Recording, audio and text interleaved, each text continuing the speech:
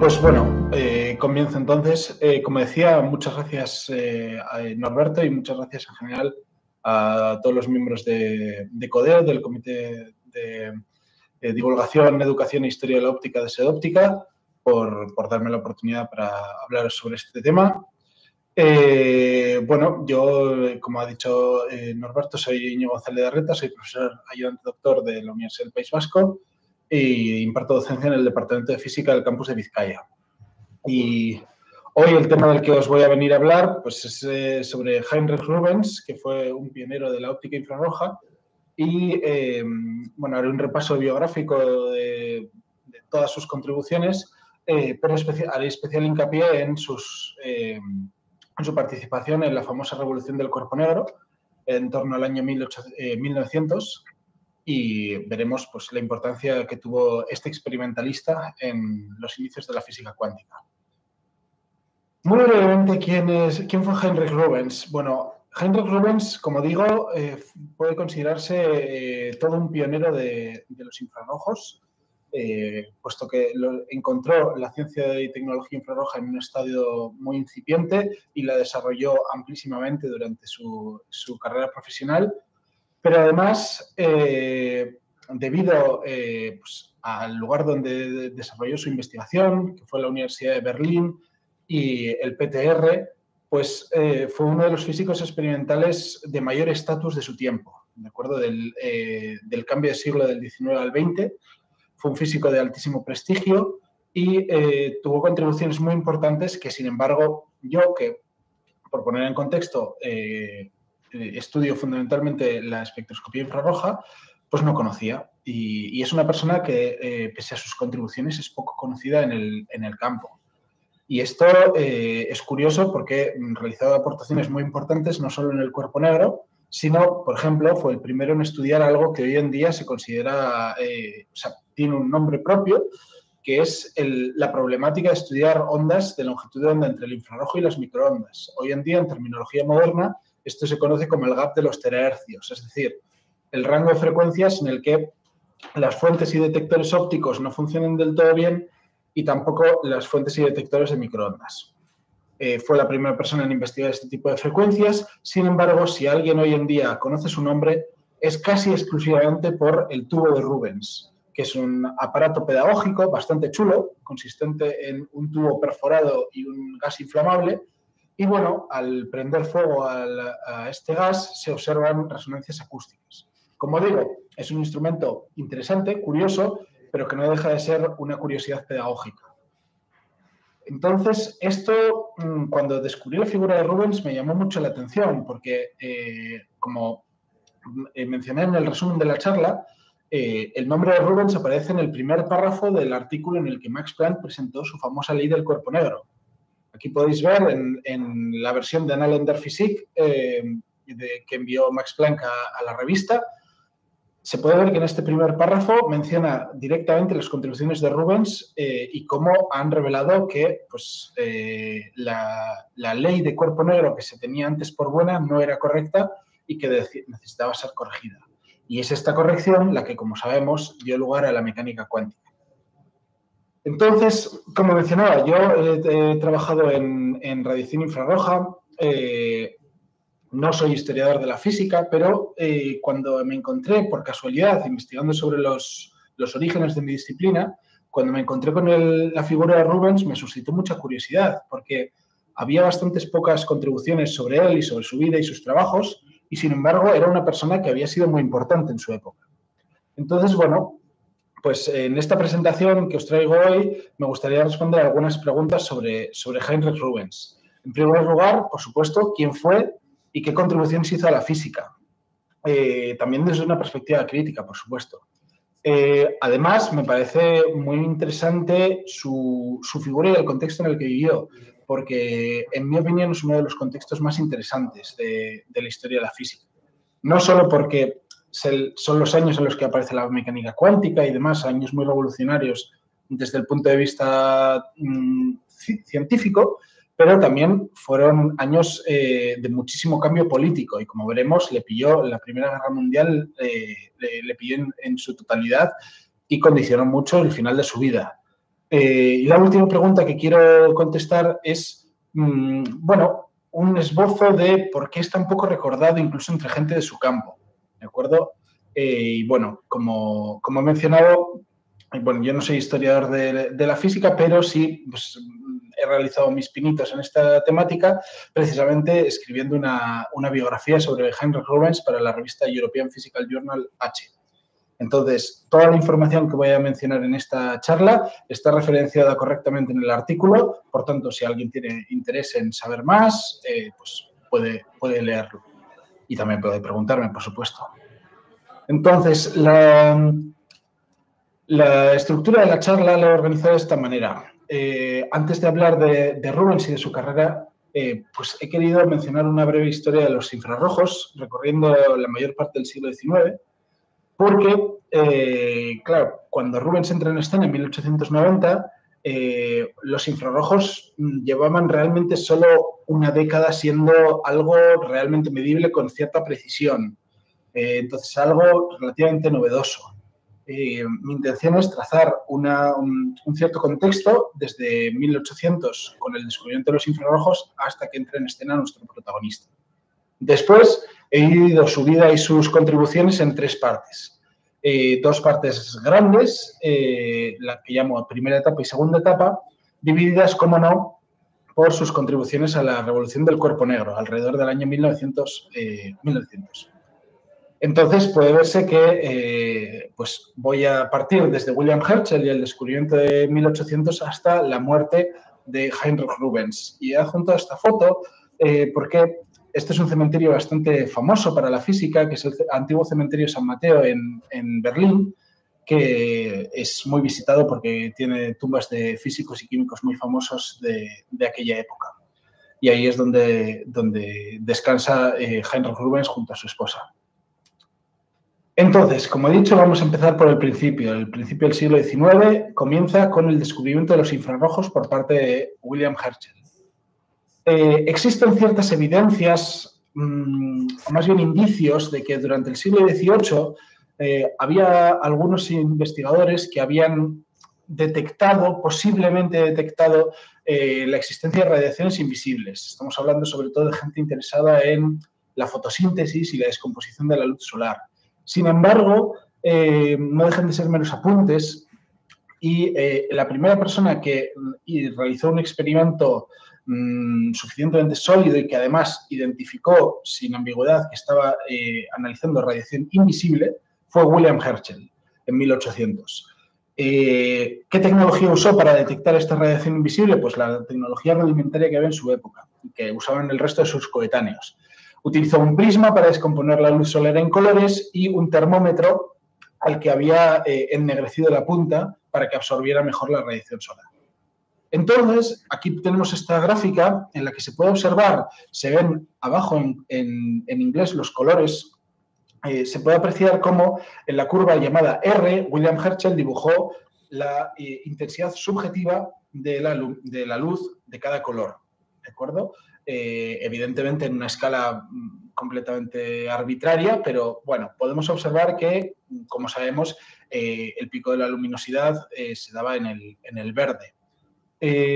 Sin embargo, cuando dibuja la distribución de temperaturas obtenidas por el termómetro, observa que el pico de calor se encuentra en longitudes de onda más largas que el rojo, de ahí el nombre de infrarrojos, y identificó esta radiación como, lo que digo, una luz invisible. Bueno, es interesante pensar, esto me gusta plantearlo, ¿por qué observó Herschel el máximo térmico de la luz solar a 800 nanómetros aproximadamente? Cuando hemos estudiado, cuando hemos conocido la ley de Planck y demás, sabemos que el ejemplo típico de clase es que el pico de la radiación solar se encuentra a 500 nanómetros en el verde. Bueno, esto pues, fue fortuito, se debe a que William Herschel utilizó un prisma que dispersa más de acuerdo a la frecuencia que a la longitud de onda, mientras que la dispersión típica que utilizamos para ilustrar la ley de Planck en contexto docente es una dispersión en función de la longitud de onda. Este hecho fortuito permitió a Herschel discernir esta radiación como una radiación centrada en longitudes de onda más largas que el rojo. Este descubrimiento, así como el descubrimiento de la radiación actínica, hoy conocida como radiación ultravioleta, fue confuso al principio, porque, claro, tenemos que tener en cuenta que el concepto de luz en aquel entonces era indistinguible del concepto de visibilidad. O sea, la luz visible era luz. Y al principio pues había un cierto debate sobre si la radiación lumínica, actínica y calórica, como eran conocidas, eran todas manifestaciones de luz o tres fenómenos distintos. Esto progresó bastante lentamente, en gran medida porque, como he mencionado en el caso de Herschel, los detectores que había en aquella época eran prácticamente inexistentes. Herschel usó su ojo y un termómetro. El primer avance en este sentido, y que ya confirmó que los infrarrojos tenían todas las propiedades de la luz, fue la termopila de Nobili y Melloni, diseñada en 1829. Esta termopila es básicamente un conjunto de termopares colocados en paralelo que, cuando son expuestos a una cierta fuente de calor, generan una diferencia de potencial. Esto, aunque fue muy rudimentario, era capaz de, como menciono aquí, detectar el calor de una persona a 10 metros, por tanto, supone la inauguración de la física de los infrarrojos, realmente de una manera un poco más cuantitativa. Y gracias a la termopila, pues para mediados de siglo estaba ya más o menos claro que la luz y los infrarrojos cumplían las mismas leyes y se trataba básicamente del mismo fenómeno. Simplemente que nuestro ojo no era sensible a esas longitudes de onda. Se verificó la ley de Snell, se verificó la ley de reflexión especular, que los infrarrojos también se polarizaban y se polarizaban de la misma manera que la luz visible, etc. Pero realmente la era de los infrarrojos de precisión empieza con Samuel Langley, que desarrolla un detector mucho mejor que la termopila, que es el bolómetro. Se trata de una cinta de platino ennegrecida cuya resistividad cambia con la temperatura. Y Langley utilizó este instrumento, que hoy en día se sigue utilizando tanto en espectroscopía como en astronomía, para medir el espectro solar de una manera bastante precisa. Y aquí tengo esta imagen que es muy chula, tomada en 1883, mejor dicho, dibujada en 1883, en la que Samuel Langley fue pasando el bolómetro por las distintas longitudes de onda y mapeó algunas de las líneas de Fraunhofer del espectro solar y también absorciones de la atmósfera, inaugurando ya una época cuantitativa en el desarrollo de la física y la tecnología infrarroja. Bueno, ya para terminar con esta introducción genérica sobre la historia de los infrarrojos, no puedo evitar mencionar el cuerpo negro. Supongo que todos los que estamos en la audiencia pues, conocemos la ley de cuerpo negro, pero sí que quiero ponerla en un contexto histórico. El concepto de cuerpo negro viene de Gustav Kirchhoff, que en 1859 postuló que todos los buenos absorbentes, que él denominó cuerpos negros, debían ser buenos emisores de radiación térmica. Esto era así por cuestiones termodinámicas bastante básicas. Entonces, ¿cuál era la historia? Bueno, esta correlación entre buenos absorbedores y buenos emisores ya se había visto empíricamente, pero Kirchhoff fue un paso más allá, porque él dijo, yo soy capaz de imaginar un absorbente perfecto, que lo definió como la idea que tenemos todos en la cabeza de un cuerpo negro, que es una cavidad muy grande con un agujerito pequeño. Cuando la radiación entra por ese agujerito pequeño, la probabilidad de que vuelva a salir es muy baja. Se trata de un absorbente casi perfecto. Pero claro, él decía, si soy capaz de imaginar un absorbente perfecto, debería existir también un emisor perfecto. O sea, y ese emisor perfecto, ¿cuánta radiación emitirá? Pues Kirchhoff llegó a la conclusión de que la emisión de un radiador perfecto debía ser una función universal, que solo podía depender de la longitud de onda y de la temperatura y no de las características del material. Esta fue la postulación de la hipótesis del cuerpo negro, sobre la cual se fue avanzando bastante lentamente. Como recordaréis, Stefan y Boltzmann, entre 1879 y 1884, postularon y después demostraron una hipótesis según la cual la potencia total radiada por un cuerpo negro escalaba como T a la cuarta potencia. No obstante, esta ley, que fue muy importante, la famosa ley de Stefan Boltzmann, solo nos dice la cantidad de calor que se emite. No nos dice nada sobre la forma de esta función universal de radiación subyacente. Entonces, llegando a 1884, pues ya estamos capacitados para introducir a nuestro protagonista, ¿de acuerdo? Vamos a hablar de su primera etapa, que se inaugura en 1890 y dura hasta 1900, con su contribución a la radiación del cuerpo negro y su obtención de la cátedra. Unas breves palabras sobre los orígenes de Heinrich Rubens. Bueno, Heinrich Rubens nació en Wiesbaden, en el condado de Nassau. Muy importantemente, nació en una familia judía, ¿de acuerdo? Su padre era joyero, había sido joyero en Ámsterdam, se mudó a Frankfurt y luego acabó estableciéndose en Wiesbaden, cerca de Frankfurt. El condado de Nassau, natal de Heinrich Rubens, fue conquistado por Prusia el año después de su nacimiento y poco después, en 1871, se unificó a Alemania, incluyendo las tierras de Alsacia y Lorena, reconquistadas a Francia. Este es el contexto en el que se desarrollará la carrera y la mayor parte de la vida de Heinrich Rubens, en el Imperio Alemán, que solo cae al final de la Primera Guerra Mundial, como veremos hacia el final de la presentación.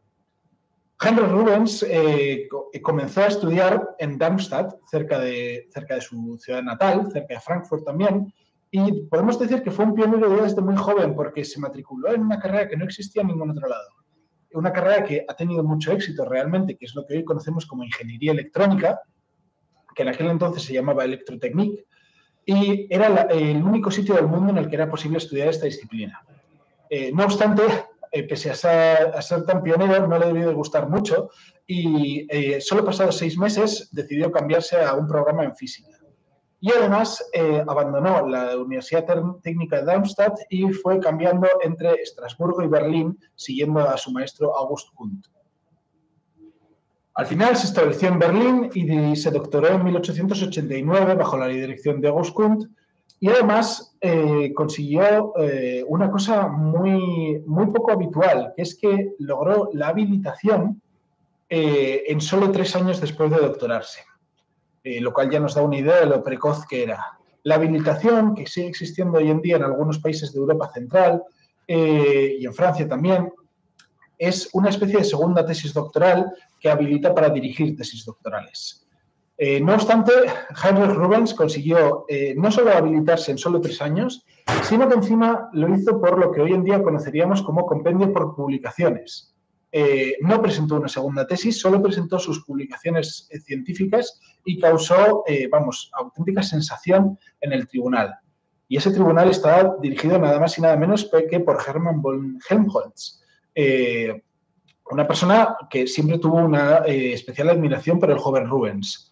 En general, sus trabajos fueron bastante pioneros y causaron impresión en la escena de Berlín, lo cual le sería muy útil de cara al futuro, porque utilizaría mucho esa posición de poder en la capital del imperio.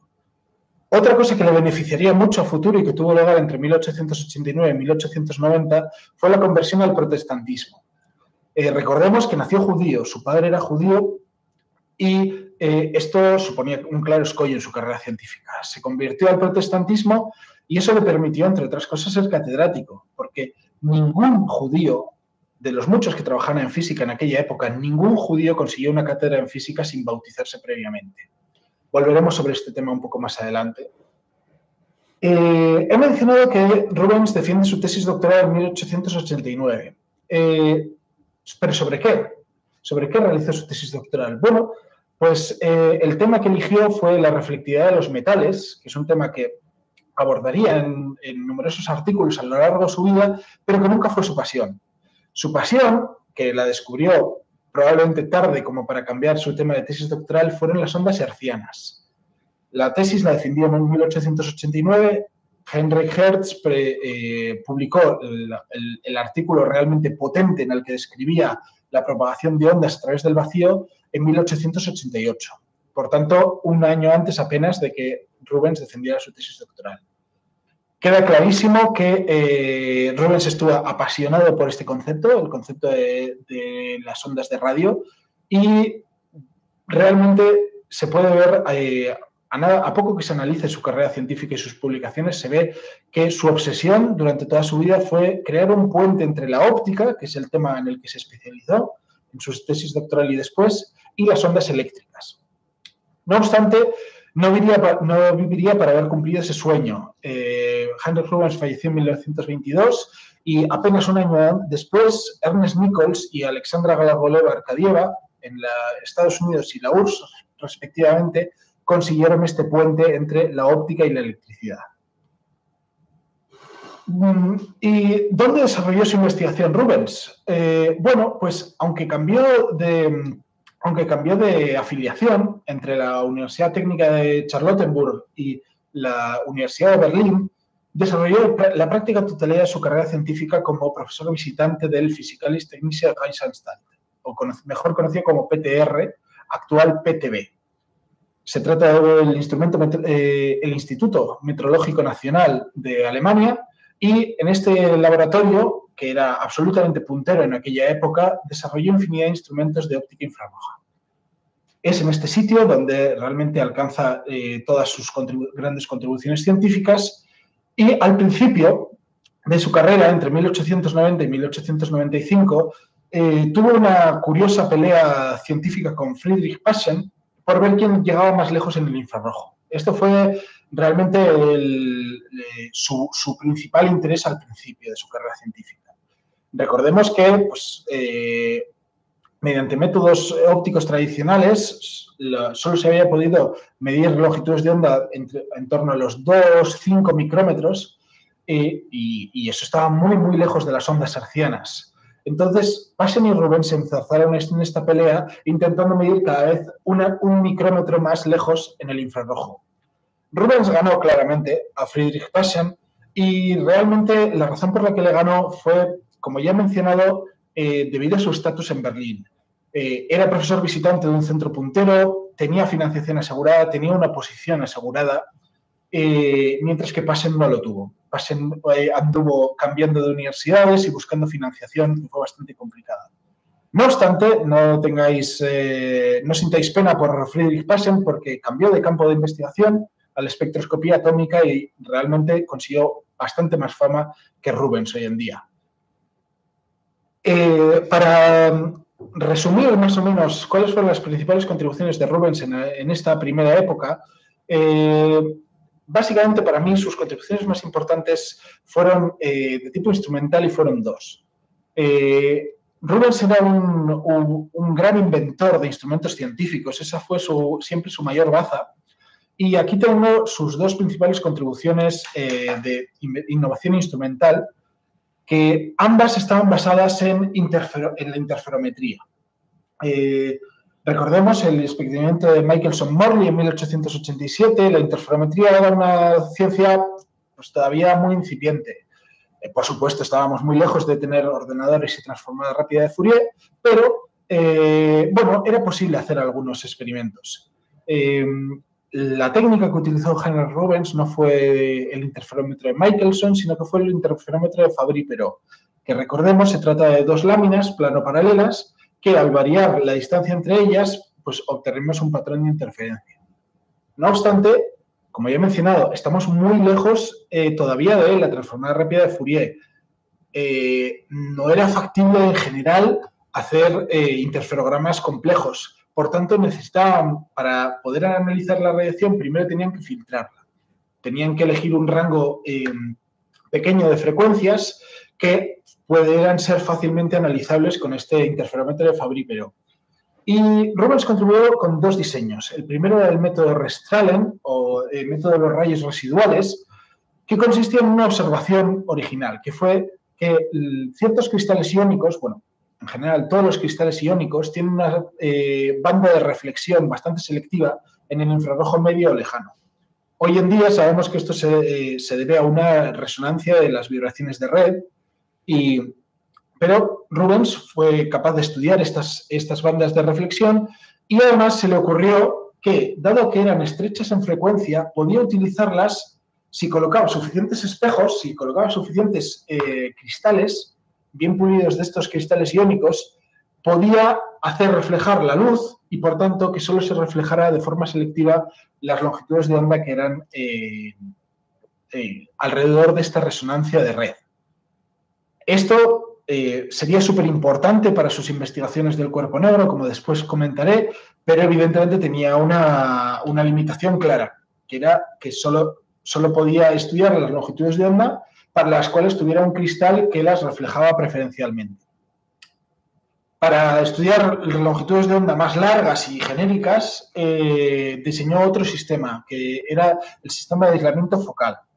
Para ello utilizó dos lentes de cuarzo. El cuarzo absorbe la radiación del infrarrojo medio, de acuerdo, porque tiene unas bandas tiene resonancias vibracionales en ese rango, pero a frecuencias más altas y a frecuencias más bajas, en el infrarrojo cercano y lejano, tiene índices de refracción bastante diferentes. Entonces, Rubens ideó un sistema en el cual solo la radiación correspondiente al infrarrojo lejano, correspondiente a un cierto índice de refracción, se focalizaba en una abertura pequeña, mientras que la correspondiente al infrarrojo cercano, que solo era contaminación, no convergía en esa apertura tan estrecha. Y luego después, como se puede ver aquí, después de esa abertura estrecha colocaba un interferómetro. Para terminar con esta sección de esta primera etapa de Heinrich Rubens, pues me gustaría resaltar un resultado más físico. Rubens fue siempre un instrumentalista, pero también utilizó sus instrumentos para la física. Y aquí se puede ver, antes de meternos con el cuerpo negro, se puede ver un resultado que a mí me parece muy interesante. Con Émile Esquinas, en 1898, produjo el primer espectro de las bandas de absorción del CO2 y del agua. ¿Vale? Estos gases, como sabemos, son los gases más responsables del efecto invernadero y así habían sido identificados por John Tyndall en 1859. No obstante, John Tyndall no tenía la capacidad de realizar espectros en el infrarrojo y solo vio que estos gases eran capaces de absorber radiación infrarroja.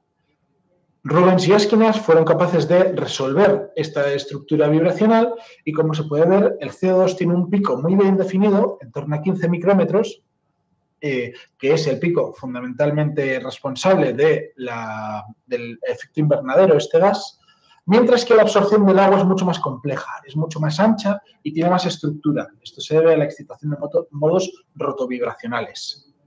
Este tipo de modos vibracionales y rotovibracionales también tuvieron su importancia, puesto que cuando se empezó a realizar la teoría cuántica de las moléculas y de estos modos, estos eran los únicos datos que existían por aquel entonces. Entonces, bueno, me parece un resultado ya a un nivel más físico, más de análisis de las moléculas, muy interesante.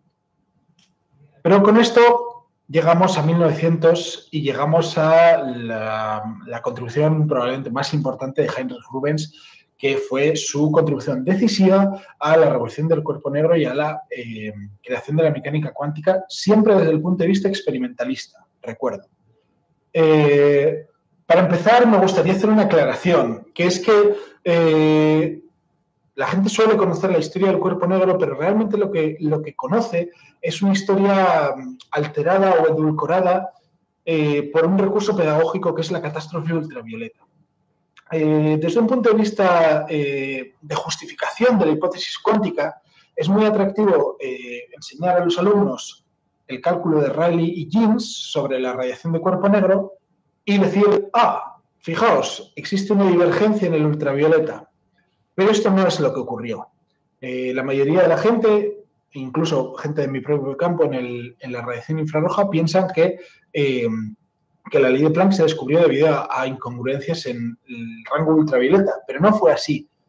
Esta catástrofe ultravioleta fue una narrativa inventada creada por Ehrenfest en 1911 para explicar las incongruencias entre la ley de Planck, formulada en 1900, y la ley posterior de Rayleigh y Jeans, basada en la teoría clásica de 1905.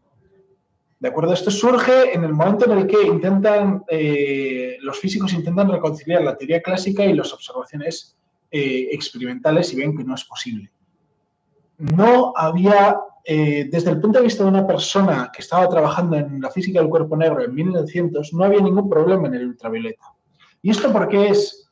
Porque Friedrich Paschen, de nuevo, que ya le hemos mencionado, realizó estudios muy buenos en el ultravioleta visible y algunas longitudes de onda infrarrojas que daban, pues, daban una curva muy sencilla, que fue ajustada por Wilhelm Wien, a esta ley que podéis ver aquí, que es una ley que tiene una potencia de la longitud de onda, o sea, tiene una longitud de onda a la quinta potencia y una exponencial negativa del producto de la longitud de onda y la temperatura.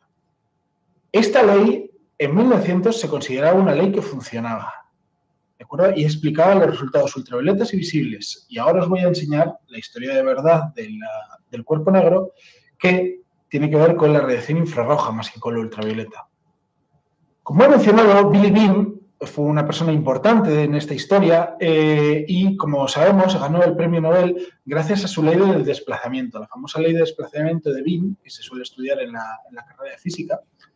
Se suele ver la segunda parte de esta ecuación, que el producto de la longitud de onda máxima, del pico de emisión, por la temperatura, es un producto constante. Realmente, la ley de desplazamiento de Bean es un poco más general que esto y es la que tenemos a la izquierda, siendo lo de la derecha una consecuencia. Bean dedujo, utilizando la termodinámica y aplicando un proceso diabático a la radiación electromagnética, dedujo que la emisión de un cuerpo negro debía tener esta forma funcional: una potencia de lambda a la quinta por una función arbitraria desconocida del producto de lambda por t. Esto realmente es una restricción bastante grande. Nos dice que no cualquier función puede describir un cuerpo negro, pero no dice cuál es la función concreta, cuál es esta f de lambda por t. Entonces, la suposición de que, como vemos aquí, la suposición de que esa función de lambda t es una exponencial negativa solo es un ajuste experimental. No había ninguna razón de peso para adoptar una exponencial negativa de este producto. Sin embargo, era conveniente reproducir los experimentos y entonces Max Planck, colaborador de Wilhelm Wien, dijo: vale, voy a intentar desarrollar una teoría termodinámica que justifique esta ley de emisión del cuerpo negro. Y de hecho, consiguió realizando el estudio termodinámico de un sistema que emita de esta manera, llegó a una relación muy sencilla entre la entropía y la energía de este sistema hipotético. Y entonces, bueno, pues Planck, aunque no haya sido capaz de justificar desde el punto de vista microscópico su ley, la ley de Wien, mejor dicho, pues sí que le dio una cierta importancia al hecho de que la relación entre la entropía y la energía fuera tan sencilla. Simplemente es un argumento de sencillez, ¿vale? Quiero recalcar, no es un argumento sólido. Y de hecho, como veremos a continuación, no era capaz de reproducir los resultados experimentales. Para ello tenemos que volver al Physikalisch-Technische Reichsanstalt. Como he dicho, el primer laboratorio meteorológico nacional del mundo y el sitio en el que se descubrieron, se obtendría realmente una solución a este problema. Era un laboratorio meteorológico, el primero de ellos, y por tanto, entre otras propiedades, les interesaba crear una división de propiedades ópticas y obtener fuentes ópticas estandarizadas. Una de las fuentes ópticas estandarizadas que querían construir era, por supuesto, un cuerpo negro, por esta razón que mencionó Kirchhoff de que era una fuente de radiación universal. Produjeron durante la década de 1890 a 1900, produjeron cavidades muy negras, como la que podemos ver aquí en la figura, y realmente a mí me parece un grandísimo logro tecnológico. Estas cavidades eran capaces de calentarse por efecto Joule y enfriarse por aire líquido. Por supuesto, todavía no era nitrógeno líquido, pero sí era aire líquido, para medir en un rango que a mí me parece increíble, de menos 180 grados centígrados a 1600 grados centígrados en el siglo XIX. A mí esto me parece francamente espectacular. Y, como he dicho, estos experimentos son los que pusieron el clavo en el ataúd de la física clásica, puesto que, recordemos, la ley de Wien-Planck, ¿de acuerdo? La ley que postuló Wien y que Planck intentó justificar termodinámicamente, gozaba de muy buena salud en 1899, un año antes de la Revolución. Pero Aunque era capaz de reproducir los datos del ultravioleta visible y un poquito del infrarrojo, Rubens y su colaborador Kuhlbaum en el PTR utilizaron estas cavidades de cuerpo negro francamente espectaculares y el método Restralen de Rubens para poner a prueba esta ley en un rango de temperaturas amplísimo y además en longitudes de onda que nunca se habían estudiado. Como vemos, solo la ecuación de Planck reproduce los resultados, pero es que la ecuación de Wien fallaba desastrosamente. Esto motivó a Planck a cambiar su ley y, como sabemos, el resto ya es historia. ¿Pero qué ocurrió exactamente cuando Planck cambió esa ley? Bueno, a priori no ocurrió gran cosa. La revolución fue una revolución muy tranquilita. Todo esto tuvo lugar una noche cuando Rubens invitó a Planck a cenar a su casa y le dijo: oye, he intentado ajustar estos resultados que he medido con fluorita a 24 micrómetros en un rango amplísimo de temperatura a la ley de Wien y tuya y no es posible. Necesito otra ley. Y entonces Planck se pasó toda la noche buscando un ajuste experimental que, como recordaréis, consiste básicamente en añadir un -1. Esto a priori, cuando Planck lo presentó, al principio no le dio mucha más importancia. Vale, de acuerdo, la ley de Wien no funciona, pero tampoco es un cambio tan brutal, ¿no? El problema vino al intentar recalcular la relación entre la energía y la entropía. Como hemos dicho, Planck consideraba que la sencillez de la relación energía-entropía de ese radiador hipotético de Wien era muy sencilla y, por tanto, como era muy sencilla, era probablemente cierta. No obstante, al recalcular esta relación, observó que había una relación cuadrática entre estas variables. Ya no era sencilla, ya tenía dos términos, dos parámetros. ¿Por qué? ¿Qué es lo que hay detrás? Pues bueno, como ya sabemos, para poder justificar esto tuvo que introducir la hipótesis cuántica. Y de nuevo, para recalcar un poco este punto que me parece bastante importante, esto tuvo lugar en 1900, se presentó en un congreso en 1900 y se publicó en Annalen der Physik en 1901. La famosa ley de Rayleigh-Jeans que se estudia en la carrera es 5 años posterior y no jugó ningún papel en esta etapa inicial del estudio del cuerpo negro. Bueno, y con esto llegamos a la segunda etapa de Heinrich Rubens. Se trata de la etapa ya, digamos, de consolidación. Rubens consiguió una cátedra en 1900 y, bueno, pues siguió trabajando muy activamente en óptica infrarroja y sobre todo en instrumentación óptica infrarroja hasta justo unos pocos días antes de su muerte. No obstante, a diferencia de la primera etapa, esta se caracteriza por una cierta escasez de ideas. Con una grandísima excepción, Rubens se dedicó básicamente a volver a sus temas antiguos. Sobre todo su tema favorito, su particular obsesión, que era intentar medir longitudes de onda cada vez más lejanas y cada vez más cercanas a las ondas hertzianas. Cuando se estabilizó en la Universidad de Berlín, con su segunda cátedra en 1906, formó un tándem bastante bueno con Max Planck, que era su homólogo catedrático de física teórica en la Universidad de Berlín. Nunca llegaron a publicar juntos, pero evidentemente tuvieron mucha colaboración, no solo en la temática del cuerpo negro, sino que codirigieron incluso tesis doctorales. Y, de hecho, tuvieron algunos alumnos brillantes, porque de entre las 3 tesis que codirigieron, 2 de ellas fueron a personas que acabaron siendo muy importantes en la física, como son Gustav Hertz, que obtuvo el premio Nobel por el experimento de Frank Hertz, junto con James Franck, y Walter Schottky, que fue un absoluto pionero de la física de semiconductores. Como he dicho, esta etapa, aunque carente en su gran parte de nuevas ideas, se trata de una época muy fructífera, de un grandísimo prestigio.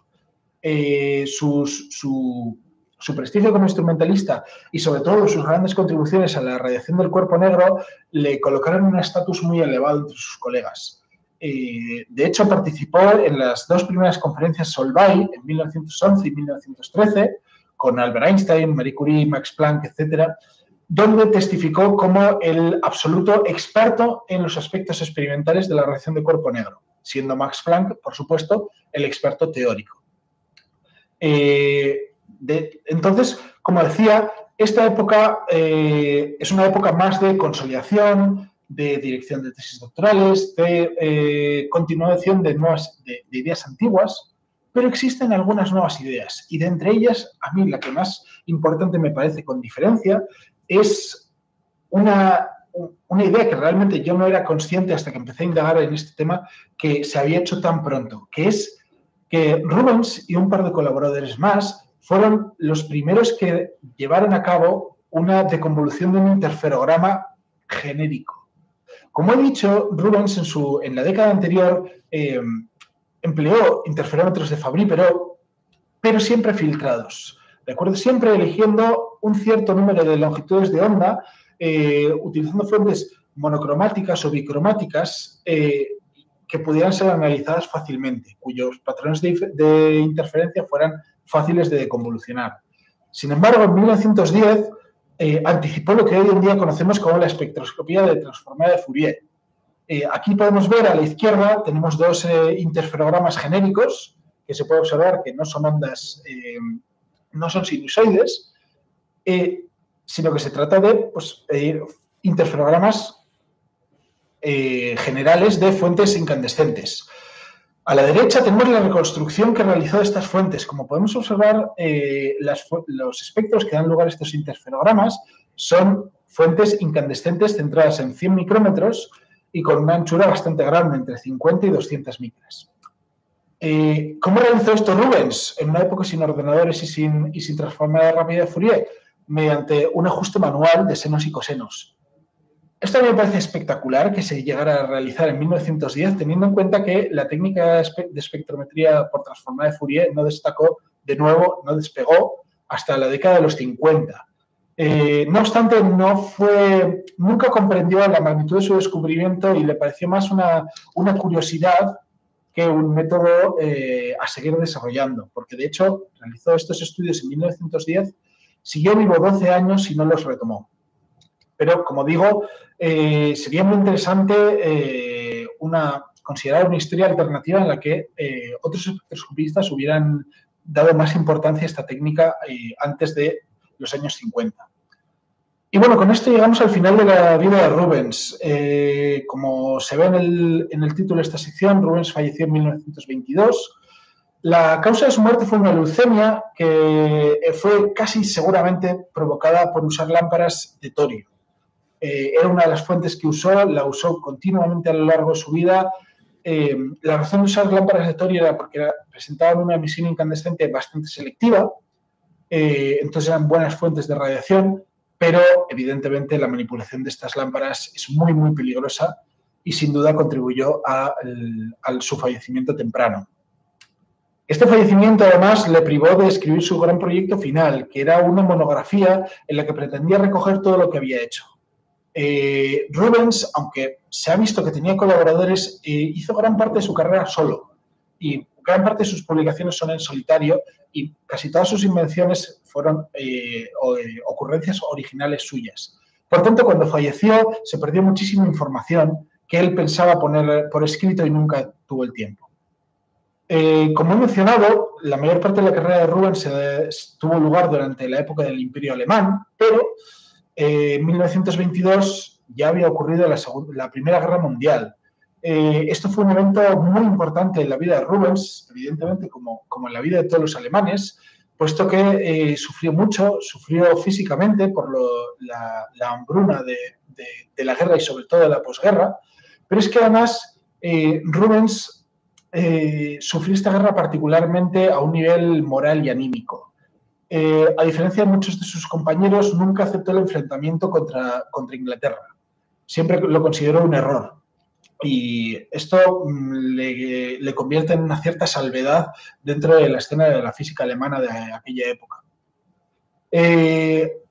Siendo Rubens como era una persona que sí que tenía un cierto sentido de patriotismo, podríamos decir que era un nacionalista moderado,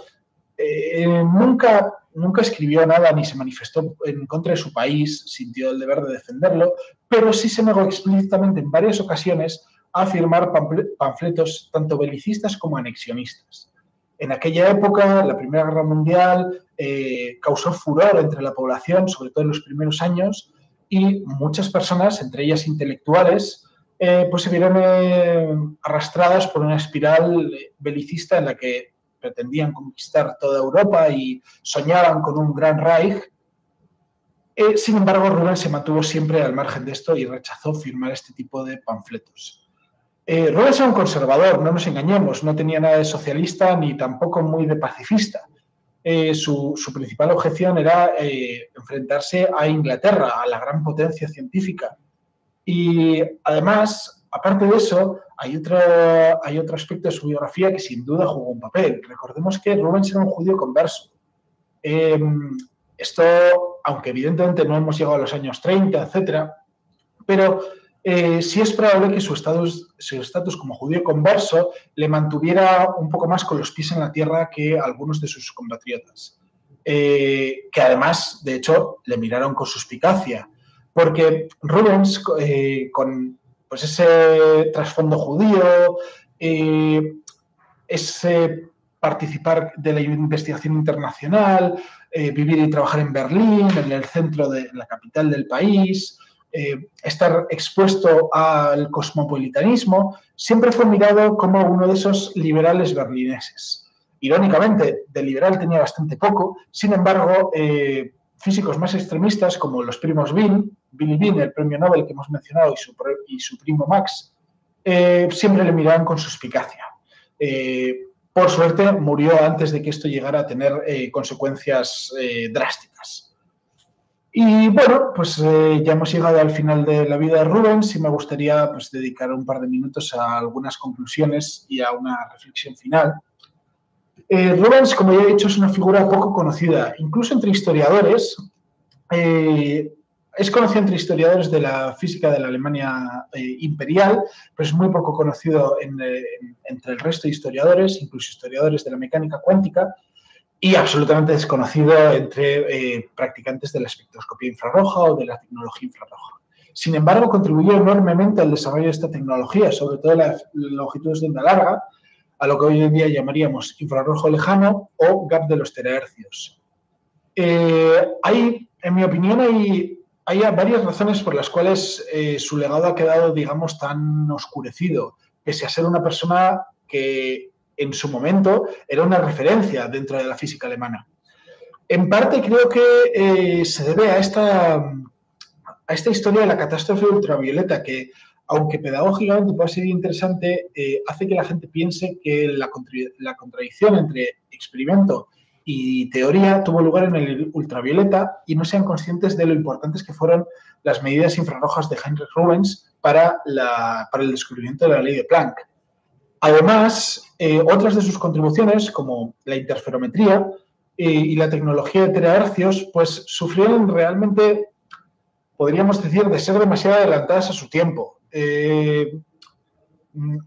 Básicamente fue la única persona que desarrolló un método interferométrico sólido en aquella época y que estudió de forma cuantitativa y sistemática radiaciones de longitudes de onda de los terahercios. Cuando murió, prácticamente nadie tomó su relevo y, por tanto, este tipo de tecnologías y de problemáticas fueron redescubiertas décadas después y no todos los pioneros fueron conscientes de las contribuciones de Rubens.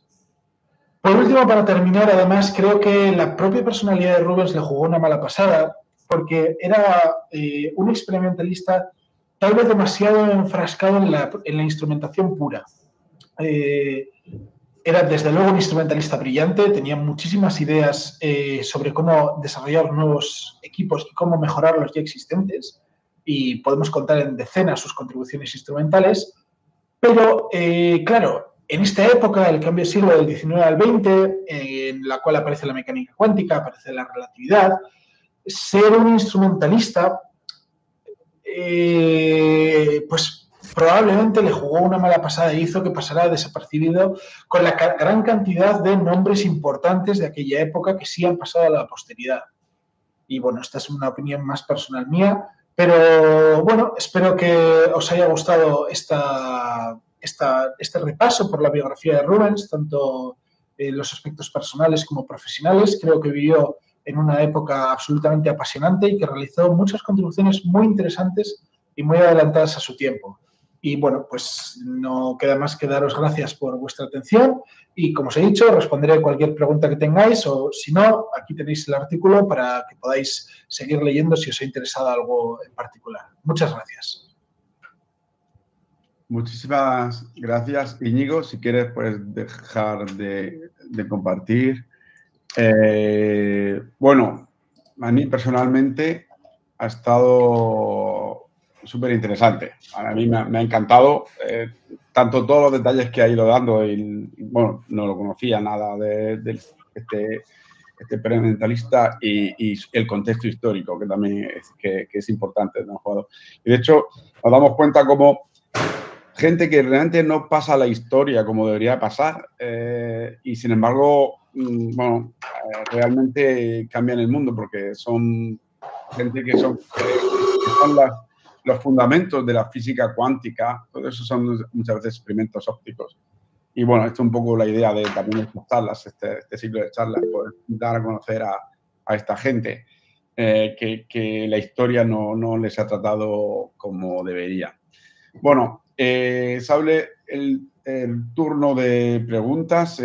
Podéis simplemente indicarme o podéis levantar la mano y podéis poner vuestro micrófono y encender vuestra cámara.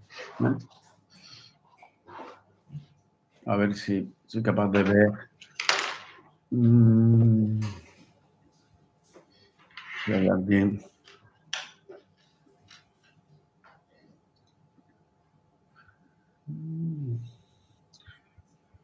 No hay nadie que...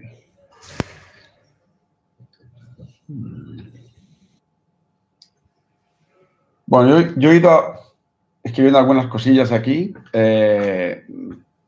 mientras que si piensa si quiere algo la gente. Preguntas tampoco hay que hacer, ni tiene por qué haber preguntas en este turno, pero bueno, yo sí bastante preguntón y... aplicabilidad de cosas que haya realizado Rubén, o sea, a nivel práctico. ¿Hay algo que desarrolló? ¿Algún instrumento que después se haya aplicado en algún aparato que se haya utilizado en sistemas? Bueno, todo la medida de la emisión infrarroja, por supuesto, es importante, ¿no? Para detección para muchas cosas, pero ¿hay algo que destaque o que haya que podamos conocer y que realmente haya sido, aparte de eso que has comentado del sonido y de las llamas? Sí, bueno, ese tubo es más una curiosidad realmente. De hecho, es muy sorprendente que publicara algo así porque no, en el resto de su carrera científica no tuvo ningún interés por la docencia, al menos, o sea, bueno, sí, era docente, pero no publicó, digamos, nada relacionado con instrumentos que pudieran ser útiles docentes y, sin embargo, de repente publicó aquel tubo curioso que ha acabado siendo la razón por la que le conocen. Rubens hizo, en mi opinión, respondiendo a tu pregunta, hizo dos cosas fundamentales. Aparte de que luego sus medidas fueran importantes para el cuerpo negro o para la teoría molecular cuántica de los inicios, que lo fueron, Rubens contribuyó, digamos, hizo muchos instrumentos que nadie utilizó nunca más. Y eso es una pena, pero bueno, también es la propia obsolescencia de la instrumentación científica, pero sí creó, digamos, dos tipos de instrumentos que pasaron a la posteridad. Bueno, podrían haber pasado a la posteridad. Uno fueron mejores de todo tipo de detectores. Contribuyó, claro, lo tengo que seleccionar de la charla porque evidentemente no es lo más importante, pero creó nuevas termopilas, nuevos volómetros, nuevos aislamientos magnéticos para galvanómetros, o sea, creó mucha instrumentación que luego se siguió usando en el PTR durante muchos años. creó una termopila con una mejor constante de tiempo, que era mucho más sensible y que reaccionaba mejor a cambios de temperatura. Y digamos, eso forma, en mi opinión, la primera parte de esas contribuciones que sí que tuvieron un cierto recorrido. La otra, por desgracia, no lo tuvo, pero es muy interesante porque pudo tener mucho potencial.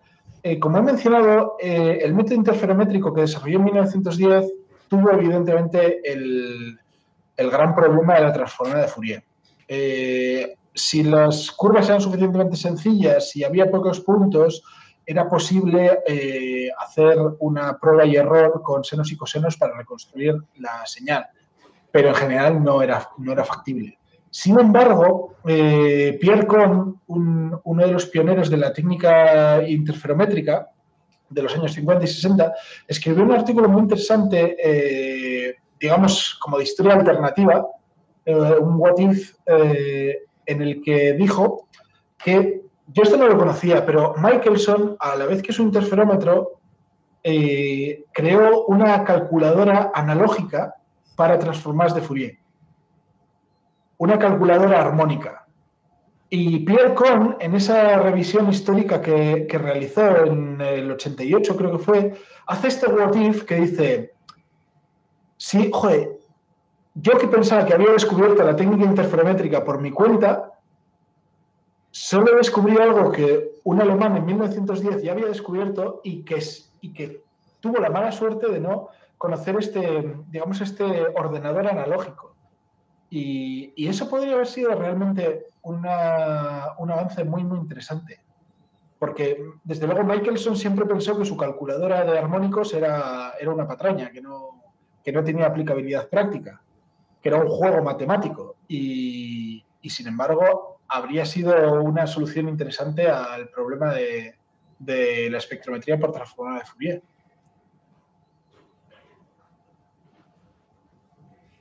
Sí, sí, bueno, es súper interesante. Fourier ya había aplicado toda su teoría transformada, ya se estaba aplicando en muchas cosas, claro, incluida la óptica en aquellos momentos. Bueno, y es sorprendente lo que has presentado que es capaz de hacer deconvoluciones, ¿no? Utilizando la teoría de Fourier, el análisis de Fourier, pero lo hacía gráficamente, ¿no? Tenía que ser a través de sumas de seno y coseno, o sea, sí, normalmente será resolver sistemas de ecuaciones a lo bestia. Bueno, es realmente parte de todo, del avance que se hizo. No sé si hay más preguntas entre el público. Vamos a ver.